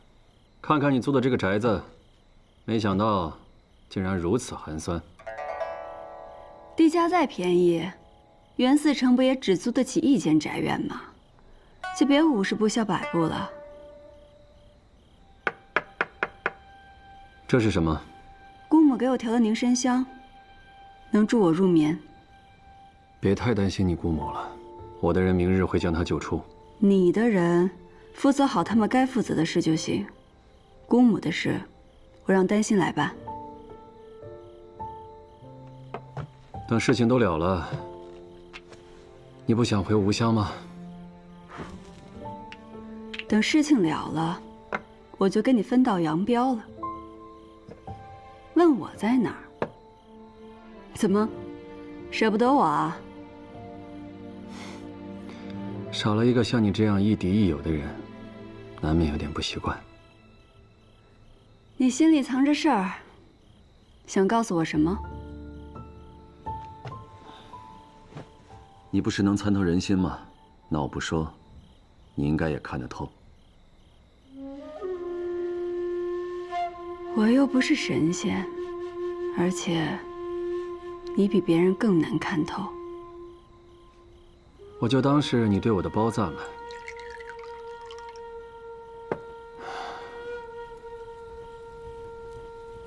夜路行，多冤魂。东家女头颈，西家火隐身。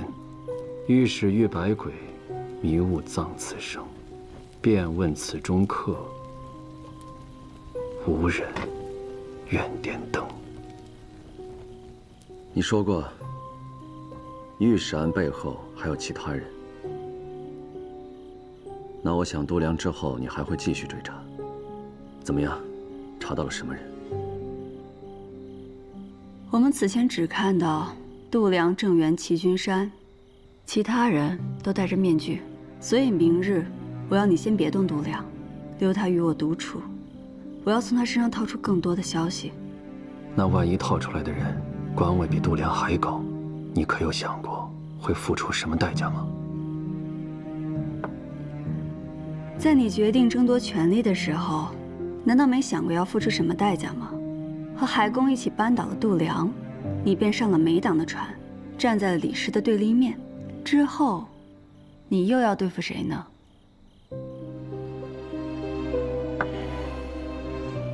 不管对付谁，我都不太想再对付你了。毕竟少了像你这样的疯子，生活会变得很无趣的。我劝你还是少盯着我。一个人盯着黑暗久了，自己也会陷入黑暗。我早已身在黑暗之中了。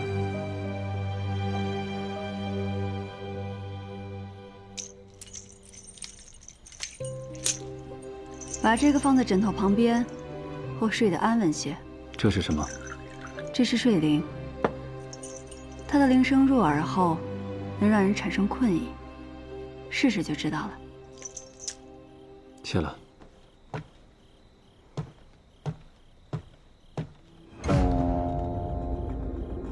别跟别人走得太近。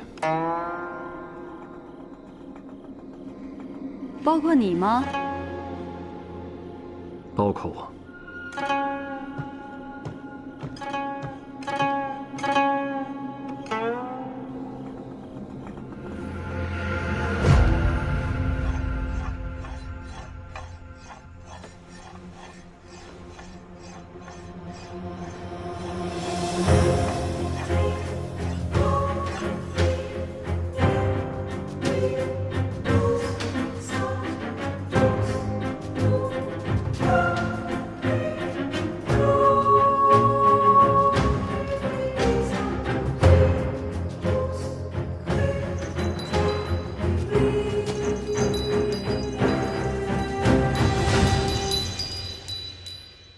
平安，按你说的，我让靳夫子从齐君山赌坊里偷来了账本，上面记录了不少人通过输钱给赌坊的形式，向度量行贿。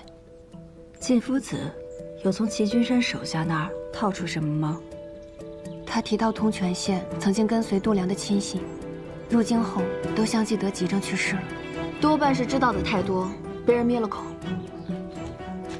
走了，平安，你们俩，你们都小心点。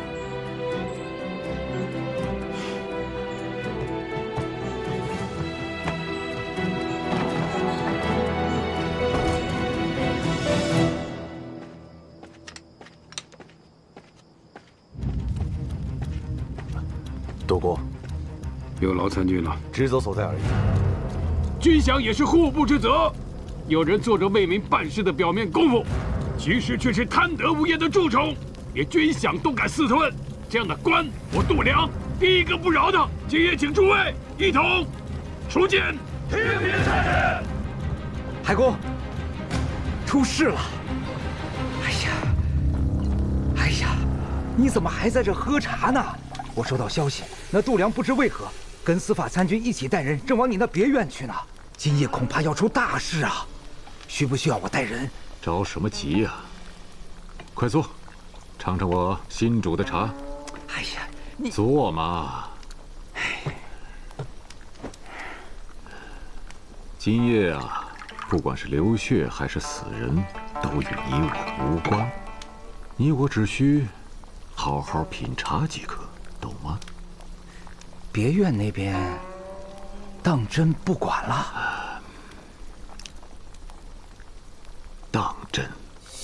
不过，我需要你替我给丽俊。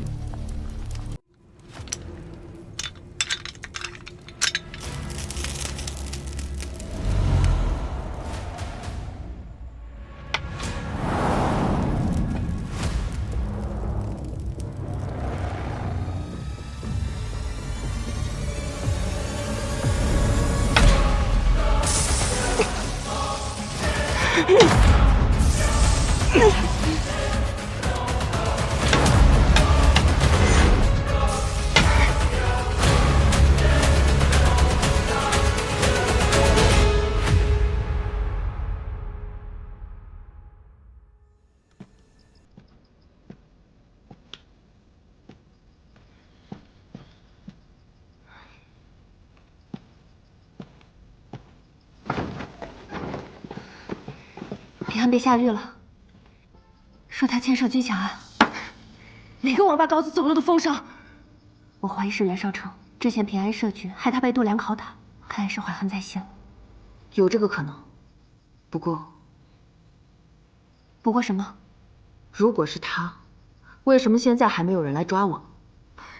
不是他还能有谁啊？平安早就跟我们说过，他这个人狡猾又残暴，他做出这种过河拆桥的事一点都不稀奇。到现在还没来抓你俩，指不定还憋着什么坏水呢。是下的大理寺狱吗？不，是被丽俊带走了。完了，落到他手里那可真是生不如死。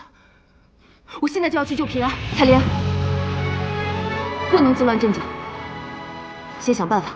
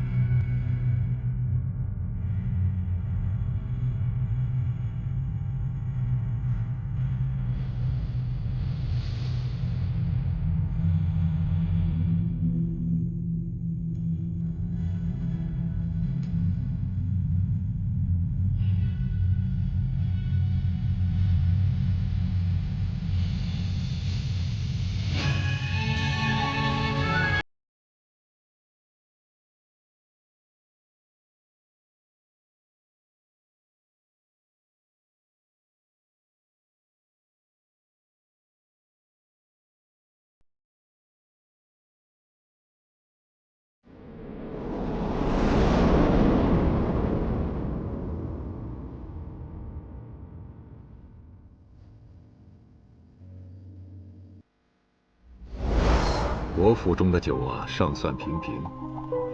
等你升了官，我带你去梅府品鉴更好的酒。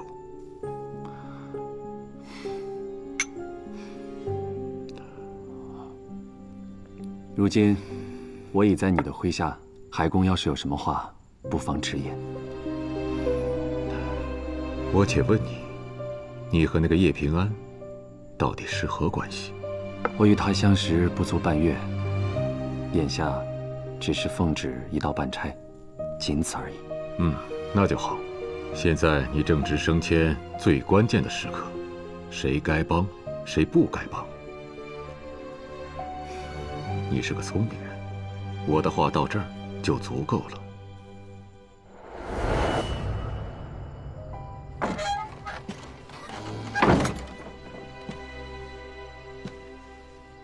今夜你可是立了功，怎么这副模样？没什么，我就是有些惋惜罢了。惋惜？哦，原来是因为那个叶平安啊。初次见到他的时候，我只觉得他是个骗子。后来呢？后来觉得遇上他这条毒蛇，还真是棋逢对手啊！能让你成为对手的人可不多啊。究竟是谁要他死？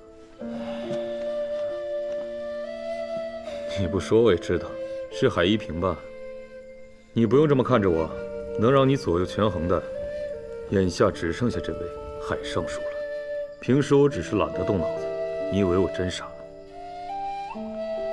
哥，平日里我只是嘴上不说，可我心里知道，但凡人前有出头的机会，你都会主动的让给我，为的就是让我立更多的功，因为只有这样，咱们才能替盲狗人更快的脱离剑疾。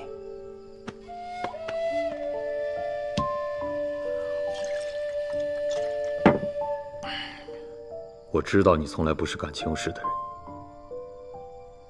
但这叶平安，你真不打算救吗？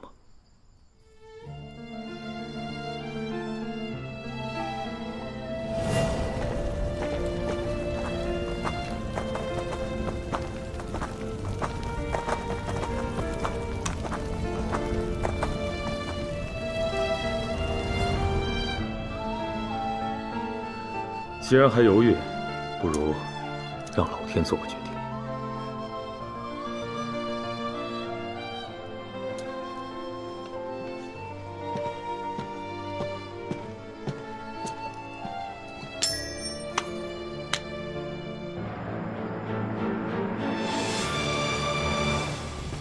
不惧寒风萧墙起，只待梅香扑鼻来。用刑是门技艺，你身上的这些伤，正如朵朵红梅绽放于黑夜。你看，像不像白雪洒落枝头，腾出的汗又有体香，整整契合这句诗，连我都佩服我自己。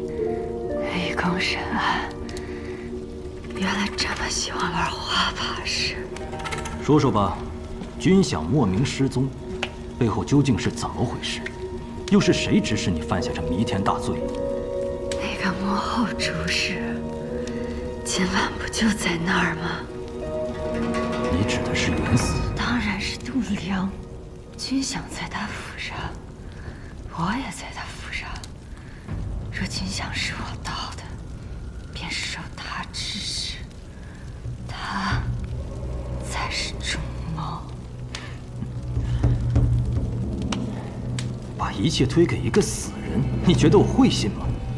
他一个五品郎中，敢私吞全部军饷，还都藏于自己府上。就算他敢，也必定有人给足了他胆子。你说呢？这才是你想要的呀！其实你根本不用给我用刑，我全都会找。你让我要谁，我就要谁。将军、尚书、宰相，是不禁不中的小罪，还是灭族大罪，我都签字画押。你听，刚到亥时，你这副模样，多败兴！我可是为你准备了漫漫长夜，我心想出了很多种刑法，都还没有叫人试过。金汤刑、蛇海刑、骨笛刑，没有刑法，公子就出不来。你看，世上有那么多案子，是哪种人士最让你兴致高昂？我猜是高官贵胄，看着他们从高胆的折尽衣裳，尊严一点点被你撕碎，这种反差才最让你快活，对吧？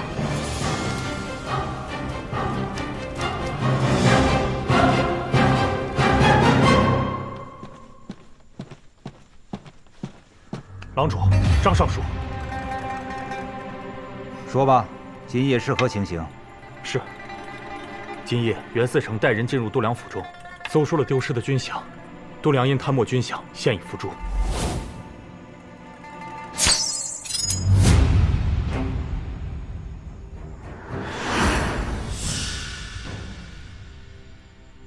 是意外磕死的。哎呀，张尚书，我看程慧也算是屈才了。你那刑部不是还缺人手吗？多谢郎主，小人没齿难忘。你妹妹还有你老母亲，我也会让人好生安置的。多谢郎主。起来吧。是。还有那个叶平安，也已被厉郡押入大牢，正在连夜审问了。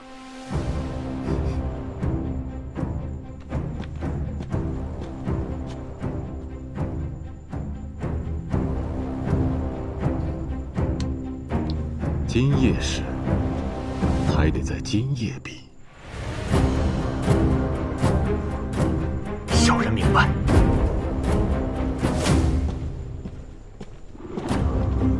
此等大案，刑部需要拟个奏章报进宫里，也得明日了。海尚书，告辞。不送了。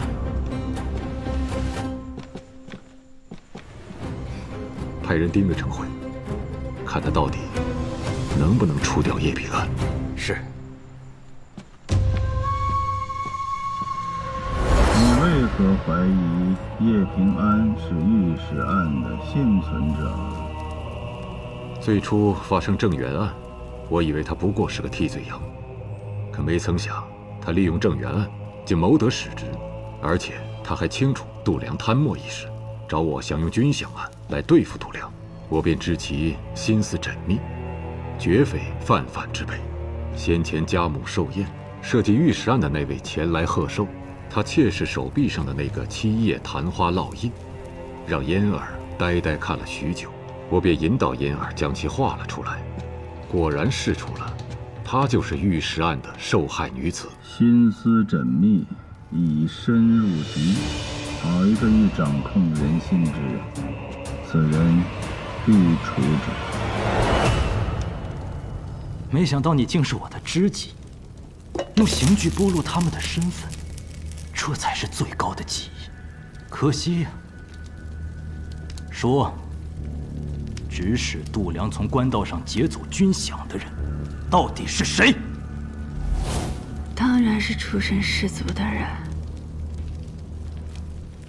说起士族，你出身贫寒，苦熬多年才入仕，可士族却因不屑你的出身，阻挠先帝提拔你。此后，你便恨上他们，哪怕又想傅生进视你为好友，你却仍将他拖入万劫不复之地。好友？他傅生君高高在上，骨子里只是把我看作文物，你们所有人都把我视作疯狗。但我这条疯狗，帮圣上铲除了多少障碍？我做的不对吗？那你为什么要杀那个发病的百姓？你手上沾染了多少底层人的血？你是想说，你我都同出身底层，本是同根生，相煎何太急？可惜你的巧舌在我这儿不管用了。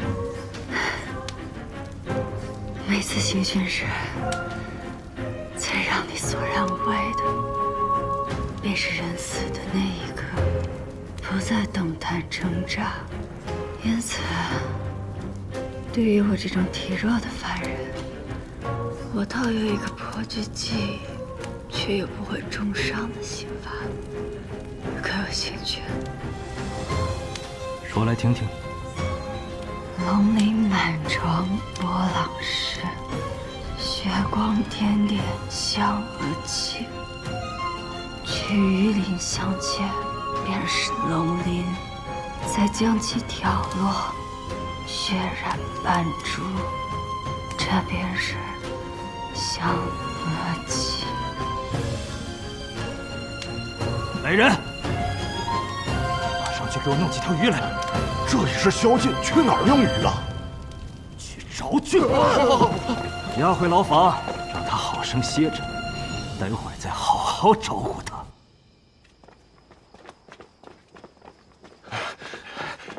这都什么时辰，咱去哪儿找鱼去？他折腾犯人就算，还折腾我们。哎呀，就是。鱼？平安是想告诉我们什么？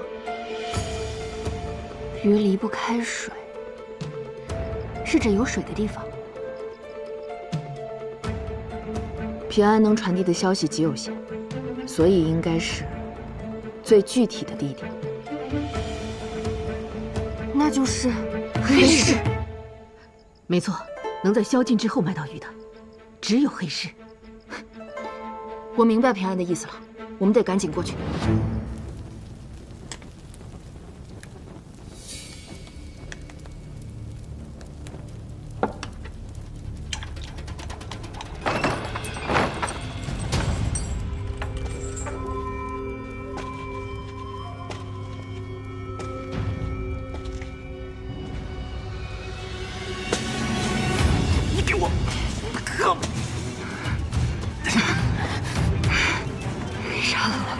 不但不可以离宫，你还会死。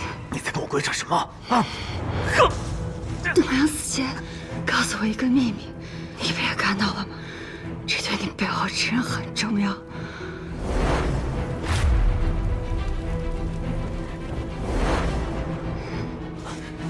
他跟你说了什么啊？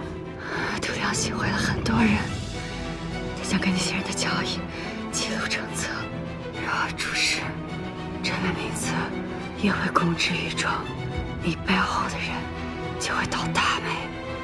可如果你拿到这本名册，就是大功一件。那他在哪儿啊？说。黑市旅店。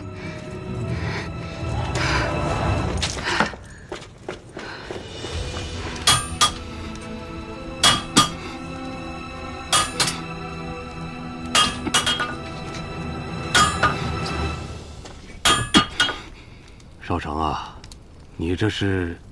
我阿爷以前就是铁匠，什么破铜烂铁，在他的榔头下都能变废为宝。你想打个什么呀？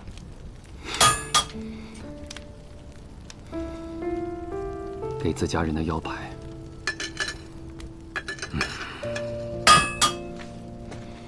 心里装着太多事，会把自己压垮，不是光靠对着铜铁敲敲打打就能够发泄得了的。